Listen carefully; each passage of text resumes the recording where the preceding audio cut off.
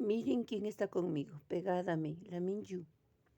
Ella siempre está conmigo, me acompaña. Hoy les hablaré de mi proceso de oración.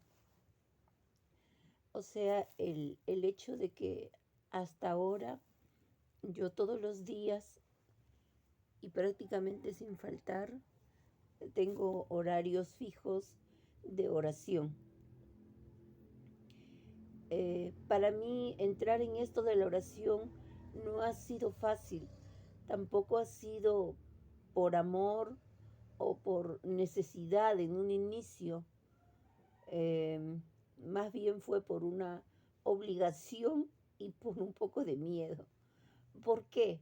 Porque les digo que cuando yo era niña no había luz en mi casa, o sea, no teníamos luz en mi barrio.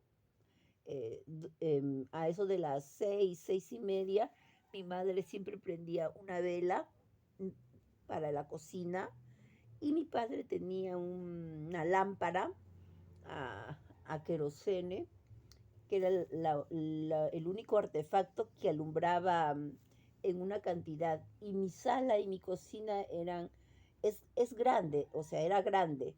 No era una cocina pequeña ni una sala pequeña, era un salón, para ser franca. Y a un extremo estaba la cocina y al otro extremo estaba el comedor. Teníamos una mesa grande, como ya les digo, somos 9, nuestra mesa era grande, no teníamos sillas sino bancas. Y mi padre siempre tenía un lugar en la mesa, que era con una silla, y él siempre se sentaba en ese lugar. Después nos sentábamos alrededor de la mesa por orden.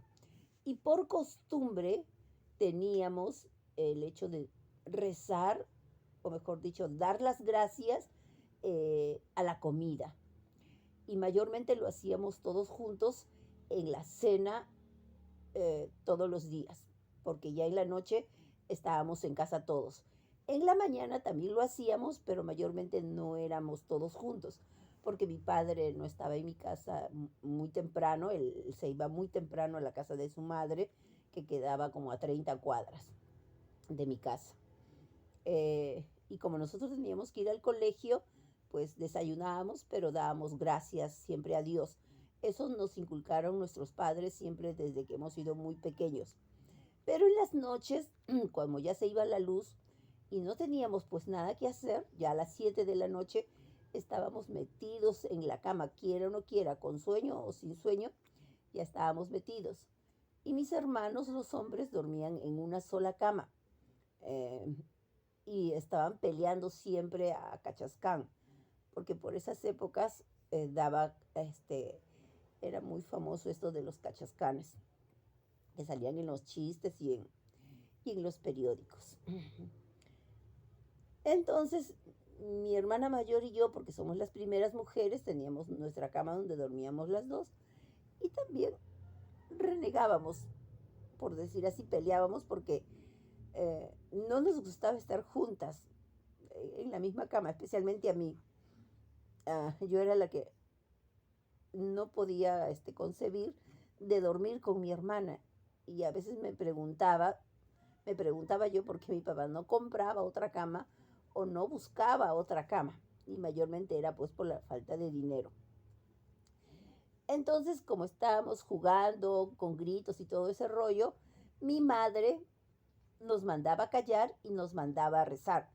Si no le hacíamos caso, ella iba con un palo y nos pegaba. Y a la fuerza empezábamos a rezar. Y ella siempre nos decía, no escucho, no escucho. Y teníamos que volver a rezar, Padre nuestro que estás en el cielo. Y después la salve. Así hasta que nos quedábamos dormidos. A nosotros no nos contaban cuentos para dormir, sino que a la fuerza nos hacían rezar y rezábamos. Mi madre tenía un altar donde tenía el Señor de los Milagros, a San Martín de Porres, Santa Rosa de Lima, la Virgen del Carmen y varios santitos más. Y ella siempre, después de que nosotros nos quedábamos dormidos, ella le prendía una velita y le rezaba a Dios.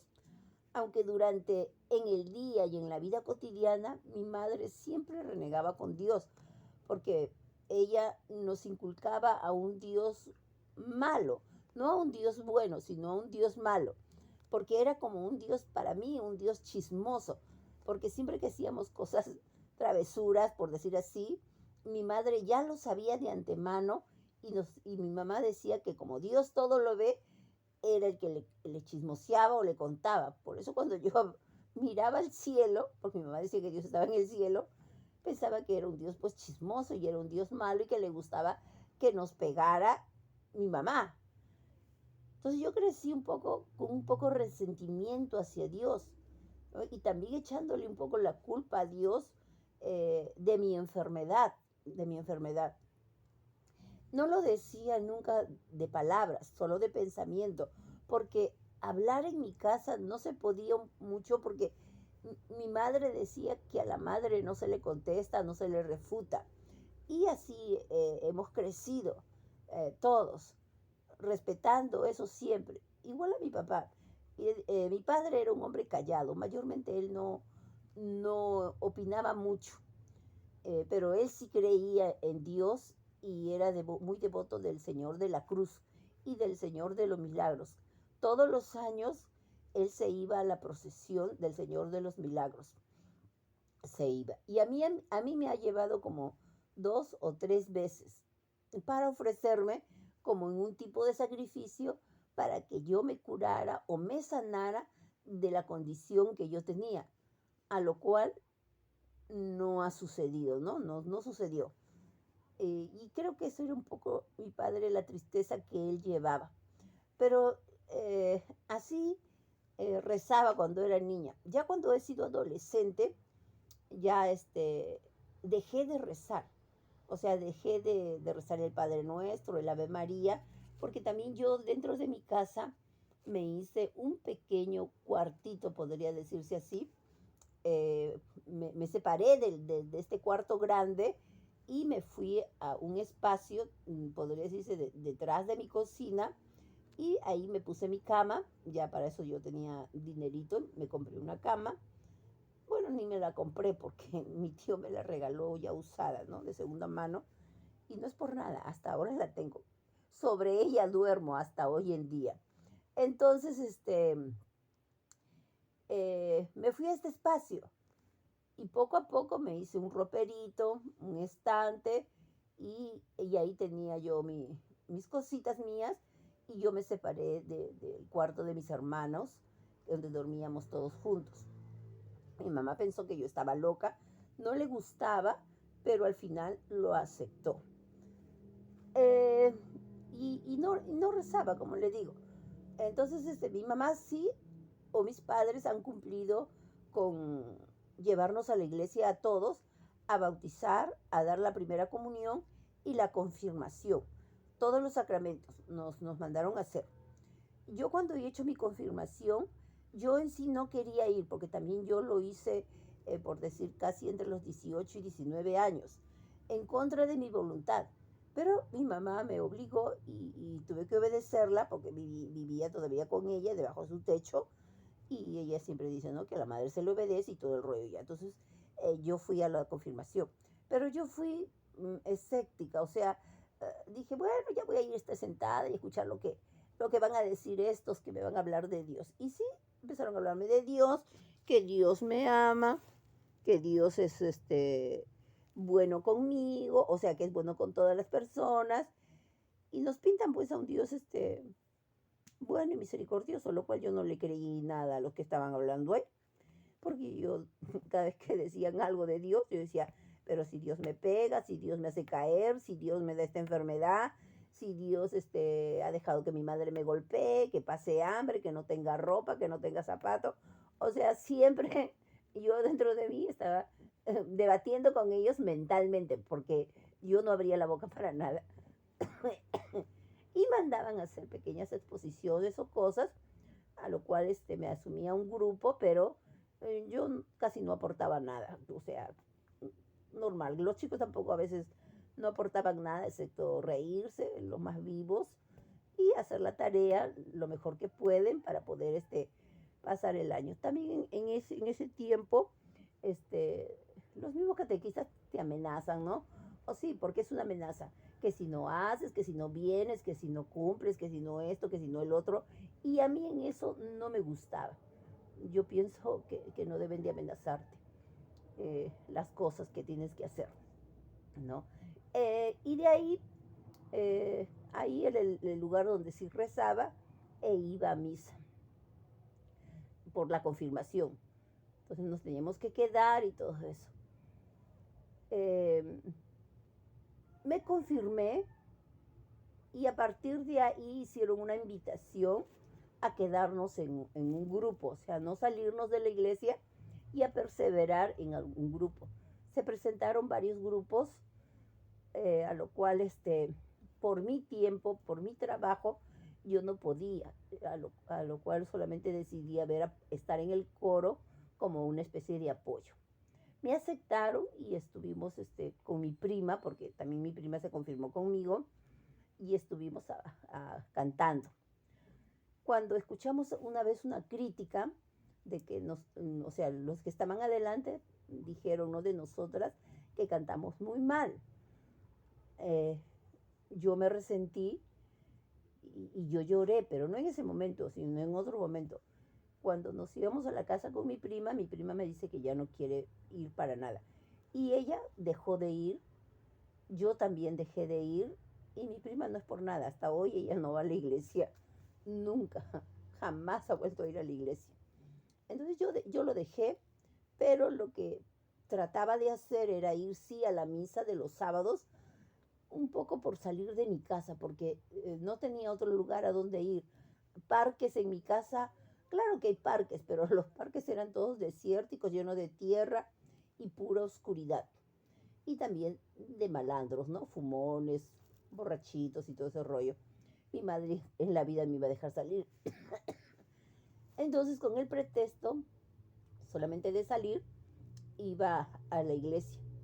Y también, en parte, pensando de que de repente encontraría al amor de mi vida por ahí, ¿no? Porque era el único sitio, vuelvo a repetir, en donde yo podía salir. Porque después de eso solamente estaba en mi casa, así con mi hermana, ¿no? Nos dedicamos a ir al colegio, veníamos y todo eso. Yo hasta ese entonces, yo solo trabajaba y no estudiaba ya nada, no estudiaba nada, por la falta también de dinero. Y hacía, la única oración que hacía era en la misa.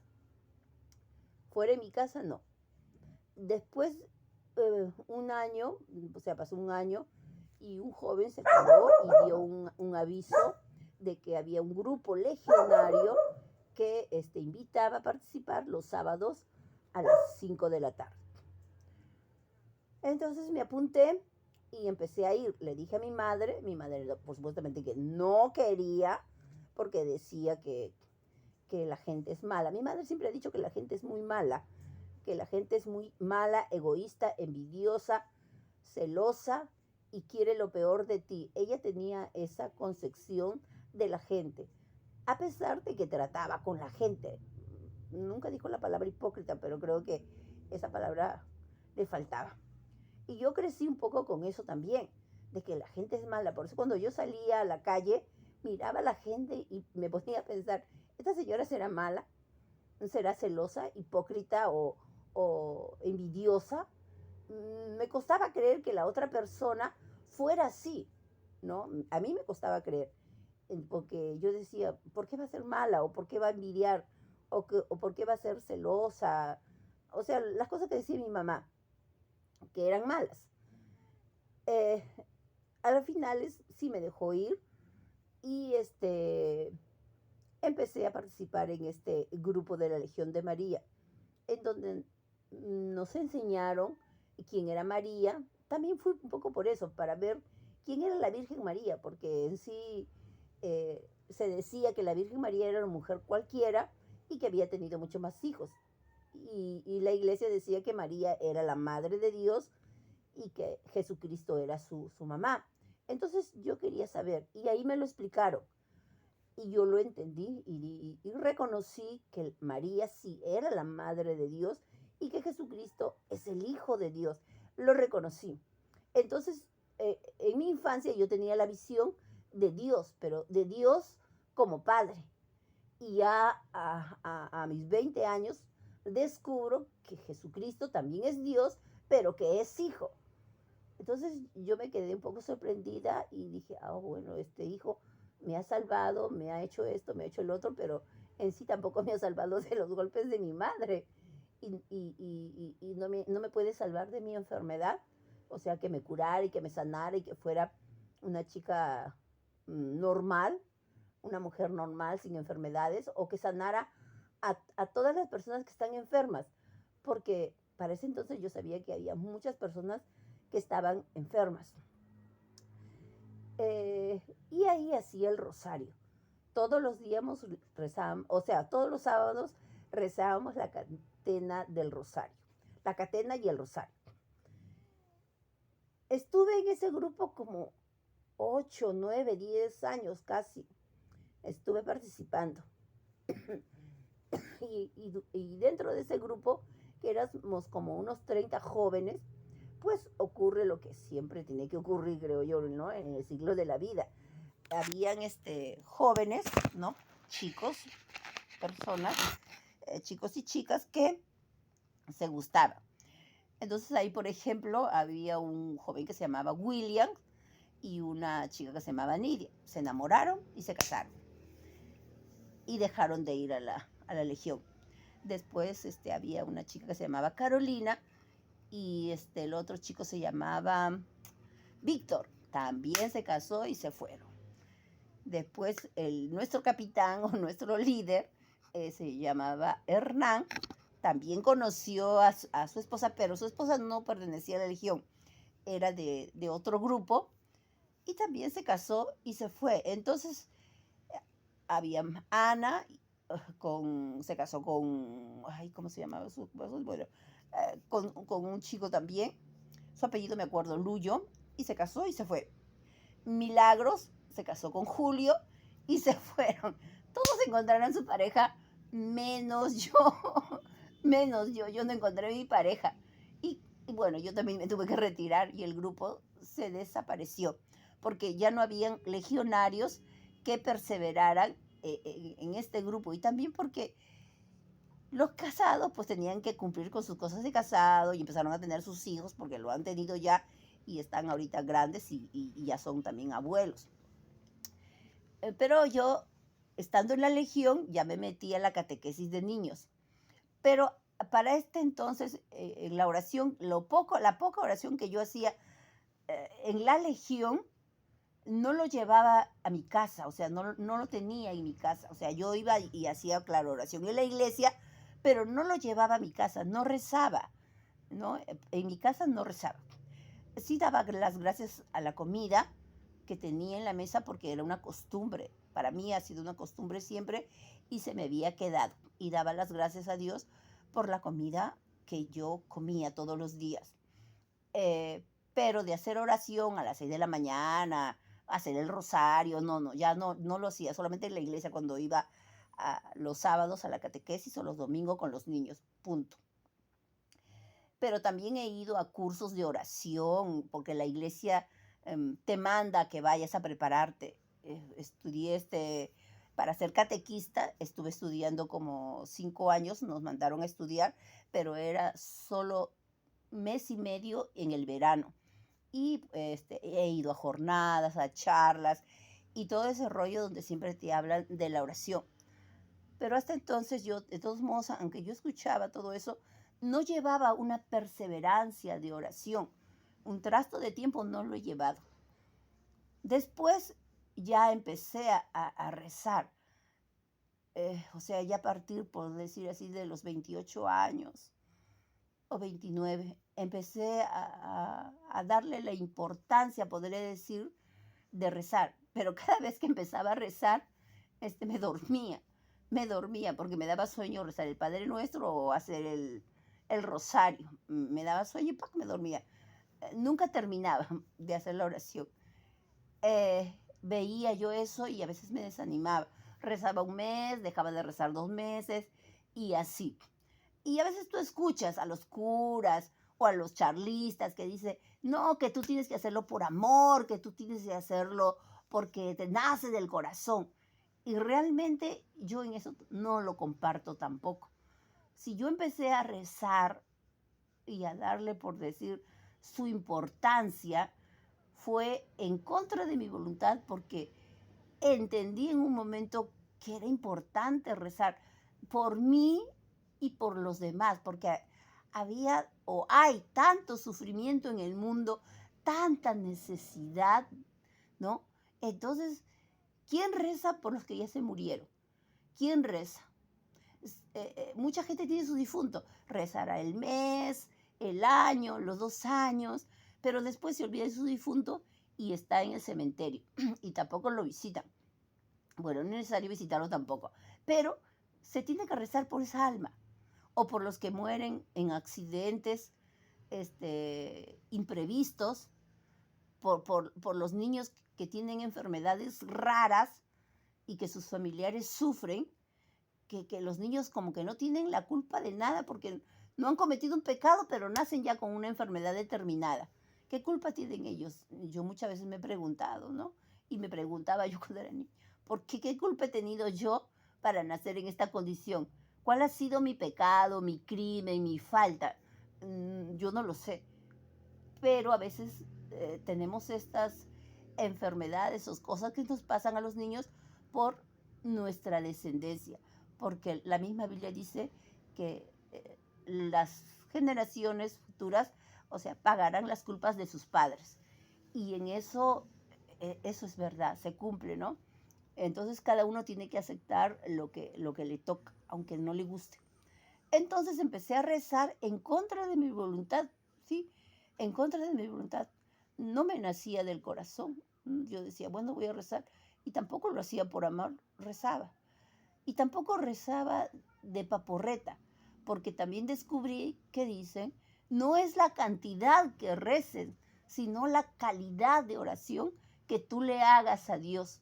Entonces, cuando entendí eso también, porque no era un montón de oración que tenía que hacer, ¿no? Pero le daba una calidad. Y empecé pues a tener este, un inicio de oración. Eh, a pesar de mi sueño en las noches, siempre tenía un horario para poder rezar.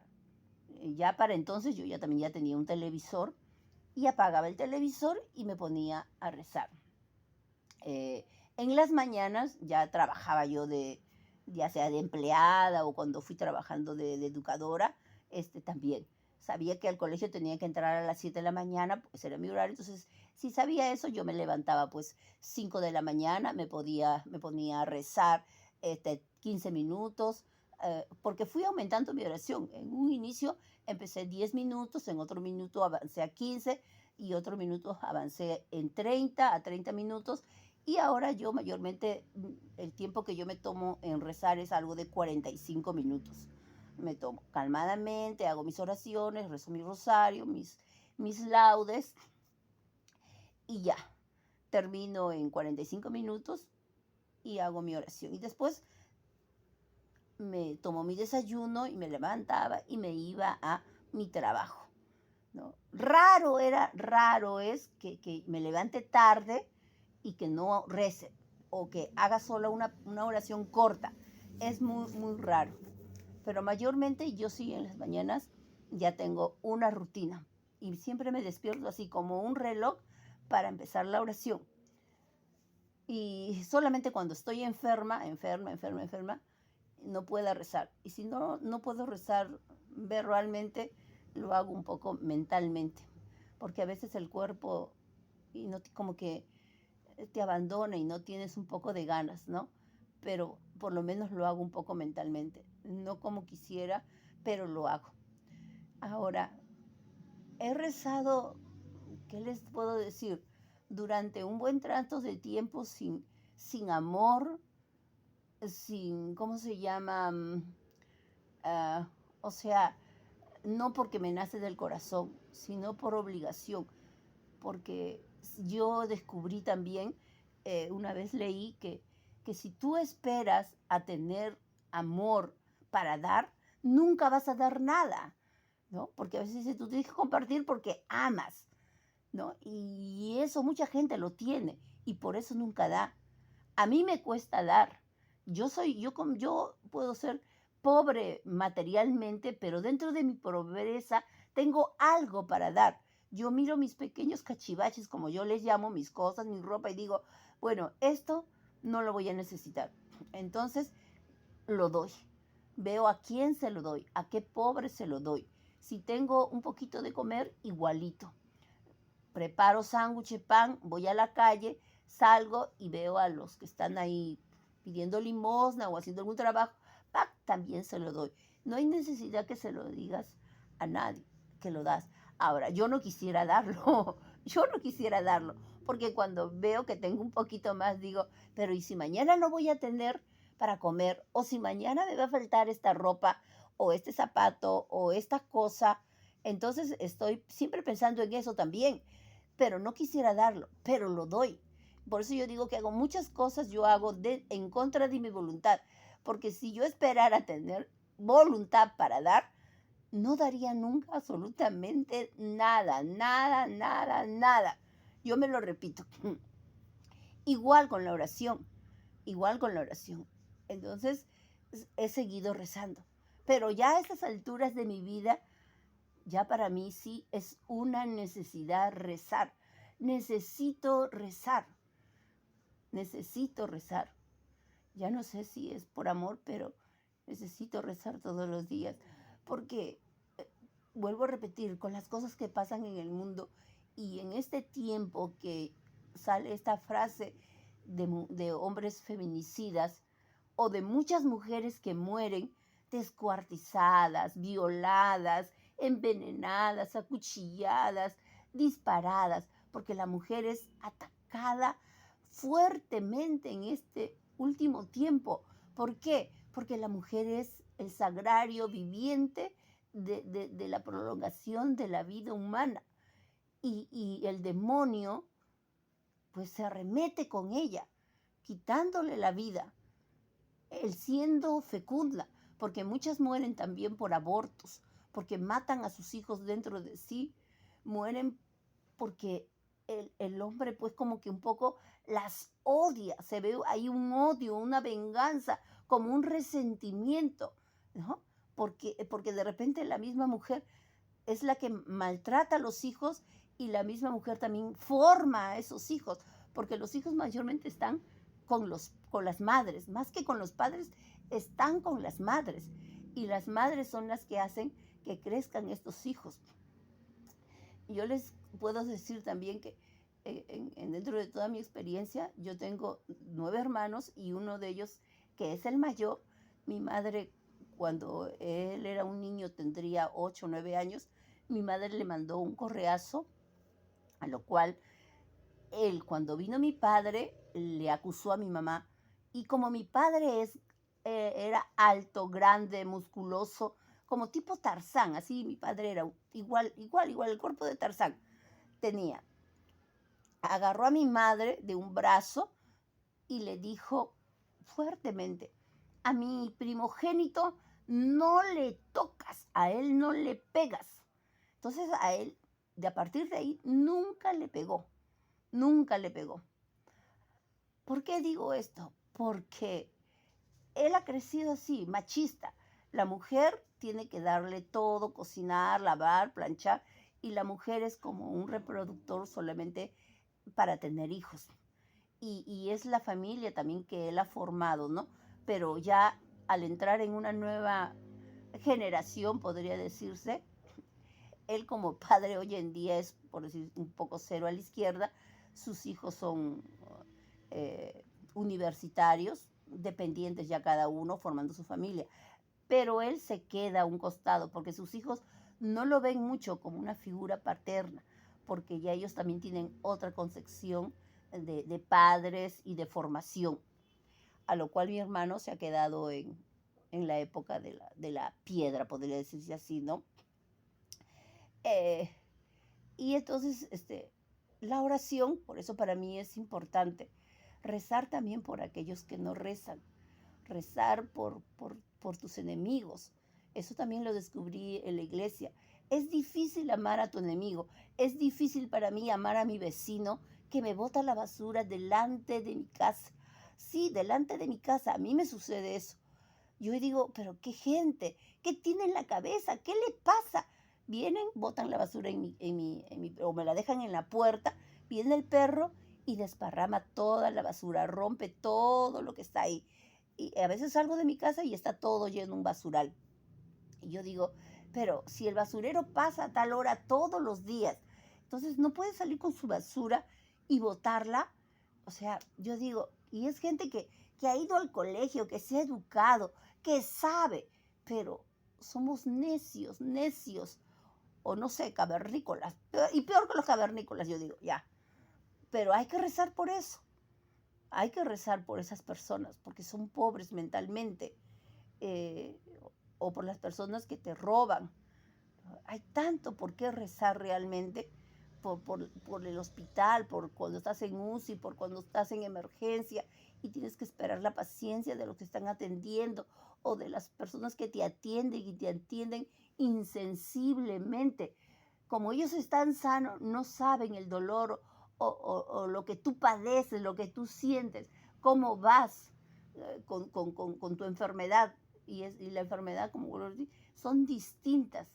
Entonces, esa persona que te atiende, como con ellos no es la enfermedad, te tratan como si fueses un estropajito. Y es muy raro encontrar personas que te atiendan bien, que sean sensibles o tengan un poco de coordinación contigo al ver tu enfermedad, realmente. Y yo rezo por esas personas, para que cambien de actitud o para que hagan su esfuerzo de tratar bien, aunque ellos no quieran, pero es su trabajo, les pagan. Lo peor de todo es que les pagan porque no le hacen gratis. Ahora, todos los que trabajan también piensan que el dinero que le pagan es muy poco. Y yo cuando he trabajado, yo me preguntaba, quiero ganar tanto. Si gano tanto, ahí estoy tranquila, pero nunca he llegado a ganar la cantidad que yo pensé ganar. Nunca. Me faltaba un poquito para llegar y ya tuve que dejar de trabajar. Pero así me pasó. Entonces la oración para mí hoy en día se ha convertido en una necesidad. Si no rezo, siento como que me falta algo. Siento como que me falta algo. Entonces también no es solo rezar en el horario que yo tengo ya programado, sino a veces estoy cocinando y en vez de escuchar música, me pongo a rezar unas oraciones cortas, por decir 3 Aves Marías, un Padre Nuestro y un Gloria. Y de ahí puedo seguir escuchando música o ver alguna película por mi YouTube, puedo ver algo, una serie, una película, algo, ya. Y así, si voy a lavar mi ropa, igual, me pongo a rezar un Padre Nuestro, un Gloria, y punto, y punto. No es que me tengo que tirar al piso, arrodillar, flagelarme, digo yo, y lo puedo hacer. Si voy en el carro donde hay tanta bulla, yo a veces me pongo mis audífonos que escucho música de Dios o solamente me los pongo y estoy también un poco rezando. ¿Ya? Porque a veces la música que te ponen en el carro, por lo menos cuando yo voy al hospital, es reggaetón y este reggaetón que no te dice nada y suena horrible y la gente escucha eso, le gusta escuchar eso. Entonces, yo por lo menos intento hacer, no es que me crea tampoco más que los demás o que yo sienta que soy perfecta, no, no, no, no. Al contrario, si yo rezo, también es por mí, porque yo sé cómo soy, sé en qué fallo, sé cuáles son mis pecados. Y yo le digo a Dios eso, tú me conoces, tú eres el único que sabes lo que yo soy y quiero que me perdones. Pero para eso también me confieso. Una cosa es que eh, tenga conversaciones con Dios así y otra cosa es muy diferente que yo me confiese con Dios acá en mi casa, podría decirse, y que Él me perdone. No, no. Yo me tengo que ir a la iglesia a confesarme también, a decirle al cura todos mis pecados y que Él me absuelva. Y en este tiempo también lo estoy haciendo. porque como vuelvo a repetir, yo estoy caminando en este tiempo por la cuerda floja de mi salud, a la expectativa de lo que pueda suceder, ya sea hoy, mañana y pasado. Y quiero que me encuentre, como dice mismo la palabra, despierta y no dormida, ¿no? No dormida. Entonces, no es fácil, no es fácil rezar, no es fácil también rezar con la familia, ¿ya? Porque cuando empezó lo de la pandemia, yo para eso también empecé a rezar con mi familia. Iba a la casa de mi hermana mayor, más a la casa de mi hermana mayor, iba y rezaba con ellos los laudes, y mayormente los laudes en la mañana. Antes de tomar desayuno, compartíamos los laudes, les enseñaba a ellas y rezábamos el Padre Nuestro y el Ave María, y después desayunábamos. Y hoy en día, por ejemplo, si ellas almuerzan, tienen que hacer su oración, bendición de los alimentos. Si desayunan, igual, si cenan, igual. Cuando se reúnen ellas, ¿no? O sea, sus hijos y mi hermana, cuando se reúnen en su mesa, siempre rezan. Pero como ellas son un poco más del mundo, podría decirse así, porque ellas no son fanáticas de ir a la misa, ni a la iglesia, ni nada. Entonces, y a veces ellas, pues, puedo decir, una desayuna a las 8, la otra a las 9, la otra a las 10, y cada una por su lado, ¿no? O sea, no, a menos que haya una reunión de familia o haya, si estén todos juntos, ahí almuerzan o desayunan. Pero mayormente desayunan así, cada una por su lado, y una puede desayunar en la cocina, la otra se lleva a su cuarto el desayuno, la otra se sienta en la mesa viendo la televisión y de repente no hacen oración. Pero yo siempre les invito a que recen, aunque sea un Padre Nuestro, un Ave María y un Gloria, que eso les va a ayudar a ellas bastante, porque la oración es principalmente para uno y después para los demás y también para Dios, por supuestamente. Pero mayormente la oración es eso, ayudarnos a nosotros, para el espíritu, para el alma que tenemos, que tiene esta necesidad de oración, de alabarle a Dios. Eso es lo que he descubierto, y por eso le pido a Dios que escuche mi oración, porque también muchos curas dicen, tu oración solamente llega al techo y no pasa. Yo no digo eso. Yo quiero creer que mi oración llega a Dios, pero lo que yo deseo o lo que yo quiero, de repente no es la voluntad de Dios, y Dios tiene otra voluntad y se hace eso. Pero por lo menos yo pido lo mejor para mi familia, para la gente, ¿no? Ya sea enferma o que esté bien, que sea mi amiga o que sea mi enemiga, no me interesa, pero yo rezo para todos, y también por la creación, o sea, por las plantas, por la vegetación, para que haya personas que cuiden la vegetación, que la protejan, porque ustedes mismos ven que hoy en día todo se está destruyendo. El hombre es destructor de lo que Dios nos ha dado, a los animales iguales, ¿no? Si lo cazan, si lo venden, si los tienen encerrados, o sea, se mueren, se extinguen.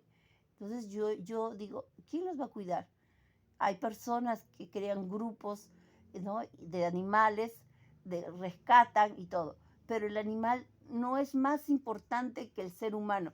Hay muchas personas que ya van a otro extremo, y eso no debe de ser. Por ejemplo, yo misma en mi casa, ¿quién es más importante? Yo, ¿no? Yo soy importante en la creación. Mis animalitos también lo son, pero tienen una importancia secundaria. Si yo estoy enferma, si yo no puedo comer carne, pues ¿cómo le voy a dar a mi perro carne si yo no lo puedo comer? O sea, no voy ¿qué les digo? A fiarme carne para darle a mi perro lo mejor. No, por eso mi perro sabe, claro, que cuando se enferma tiene una opción, morir o vivir, punto, nada más. Y las pocas veces que se ha enfermado mi perrita que tengo, ahora y las que tuve antes, los que tuve antes, si he podido curarlas o comprar su pastillita, su remedio y todo el rollo, ha sido ya, porque en fin, he podido, me ha alcanzado. Pero si sobrepasa la capacidad de dinero, entonces mi perrito sabe que tiene esa opción. Y yo siempre les he hablado claro a mi perro, porque los perros son inteligentes. O sea, los animales no son brutos. Yo siempre le he dicho a mis perros, ¿te curas a las buenas o te mueres? Muy simple. Tienes esas dos opciones. Y si te mueres, apúrate en morirte, porque gracias a Dios yo tengo un jardín, como les he dicho, y en ese jardín puedo cavar un huequito y enterrar. Y en este jardín hay muchos perros que he enterrado, de los que he tenido yo. Y mis perros han muerto de viejos. No han muerto, no los he matado yo, no les he dado veneno, porque hay unas personas que hacen eso. Ni tampoco los he botado a la basura en bolsa. No, eso no me gusta. No me gustaría a mí también que me pusieran en bolsa y que me botaran a la basura. Yo, gracias a Dios, tengo, como le digo, un jardín, hay tierra, no concreto, y cavo un huequito y los entierro ahí. Porque he tenido perros pequeños, no grandotes, perros pequeños. Bueno, la única que tuve grande se llamaba Guay Guay y era como una galga. Era una galga chusca, negra, muy bella era, que también murió ya de viejita. Ella fue casi la última que murió, como hace 5 años. Y ahora que tengo a la mía. Entonces, la oración para mí es hoy en día sí una necesidad. Sí me nace del corazón, pero en un inicio no me nacía del corazón. Me parecía aburrido, no tenía ganas, pero rezaba. Rezaba porque, como les dije, si esperaba a tener ganas, nunca iba a rezar. Si esperaba a que me naciera del corazón, tampoco iba a rezar. Si tenía amor por rezar, uff, menos. O sea, yo entendí eso en un determinado momento y tenía que empezar a rezar con ganas o sin ganas, con amor o sin amor, con el corazón o sin corazón. No, y yo no me considero hipócrita en ese sentido, porque vuelvo a repetir, Dios todo lo ve, todo lo sabe y conoce tu corazón, conoce que tú sabes que estás rezando sin ganas, sin amor, sin corazón, pero que haces tu esfuerzo por rezar. Eso es, por eso la palabra dice, esforzaos, hermanos, esforzaos cada día por vivir esta vida, ¿no? Según la voluntad de Dios.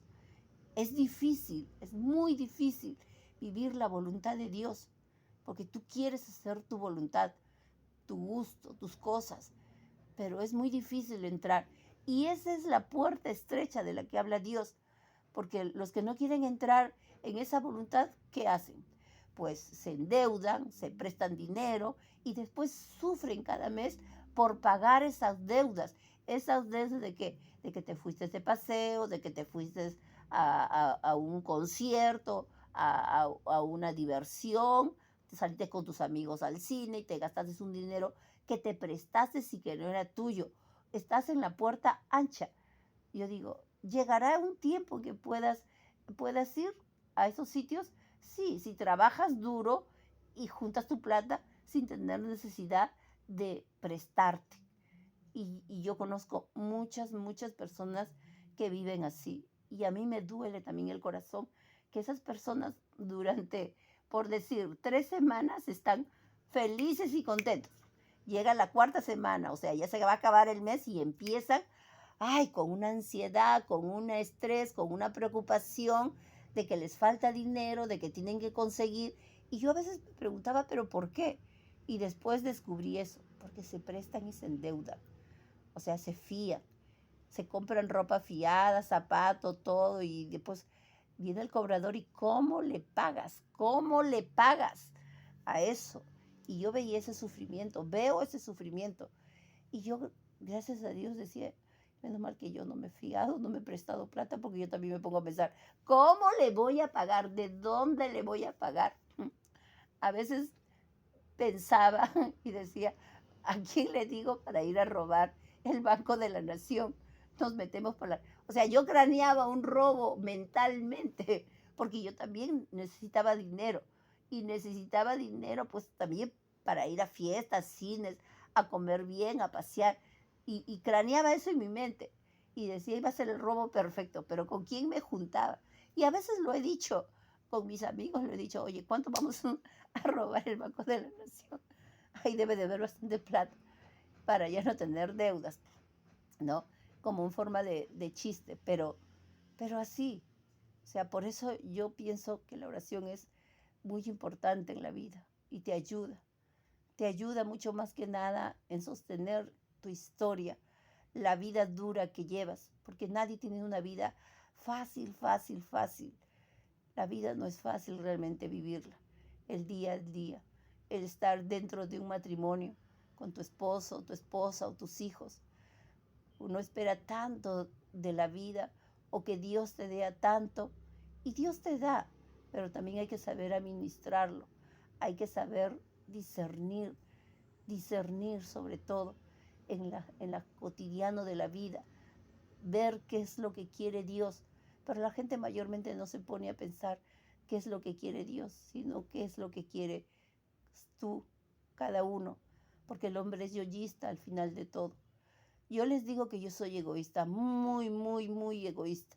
Yo no quisiera compartir nada de lo que tengo de verdad, pero tengo que morir a ello. Y muero a ello también en contra de mi voluntad. Por eso les digo que yo lo poco que tengo a veces lo comparto, lo doy. Si tengo alimentos, si tengo ropa, si tengo algo más que dar, lo doy, lo doy. Pero no quisiera dar, de verdad. Y eso lo sabe Dios. Sabe Dios que eso me cuesta.